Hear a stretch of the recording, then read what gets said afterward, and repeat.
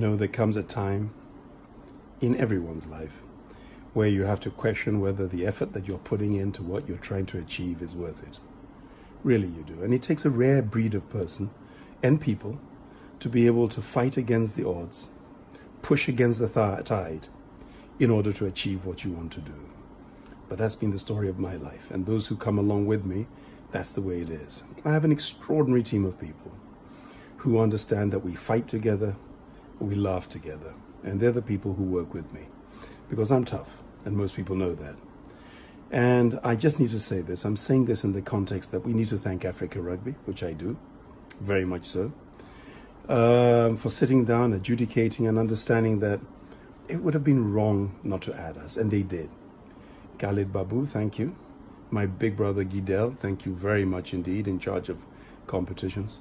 Thank you, Steph Nell, World Rugby, Rugby Development.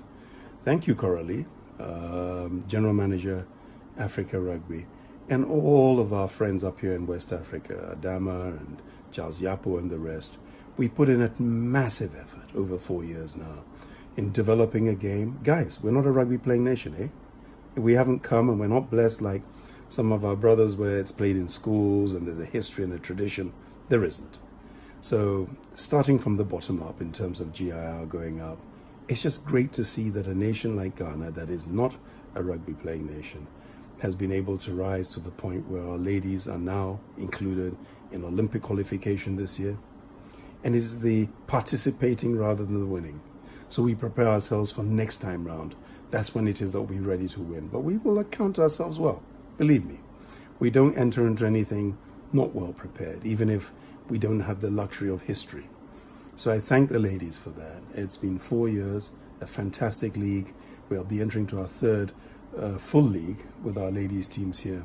And I say thank you, girls. Very well done. My directors on the board, I say thank you. As I thank Africa Rugby, I thank you too. Our vision and our blueprint has been tough, unbelievable in many ways. But this year, the men have also qualified to compete in Olympic qualification. That's a big deal. Our 15 side is already ranked within the top 16 in Africa. That is a big deal for a non-rugby playing nation. And our minnows, our under-20s, 18 months ahead of time, were thrown into the deep water in Kampala. Came back without any significant injuries and without the mauling I thought they would get. But we did, and we are trying and we're making it work. And I say thank you, guys. The blueprint is tough, but it is working. It is about leadership. It is about raising money. It is about positioning ourselves properly. And it is about defending that national flag in a way that nobody else would or could. So I say thank you, guys. Huge expenditure you can imagine a year like this, where our 15 team will be entering into an Africa tournament very shortly. We have full Olympic qualification November in Johannesburg. We have the ladies will be going to Tunisia for Olympic qualification. We've had the men going to Kampala. You can imagine the cost, especially when we generally do not have governmental support. But we've been lucky enough, and I thank the companies who've been with us, Pan-African, who for the last 2 years have put their chest out and helped a great deal, and I say thank you. My brother Haitham Fakri at Interplast, huge company, and I say they again have looked at what we're doing, and I say thank you to them.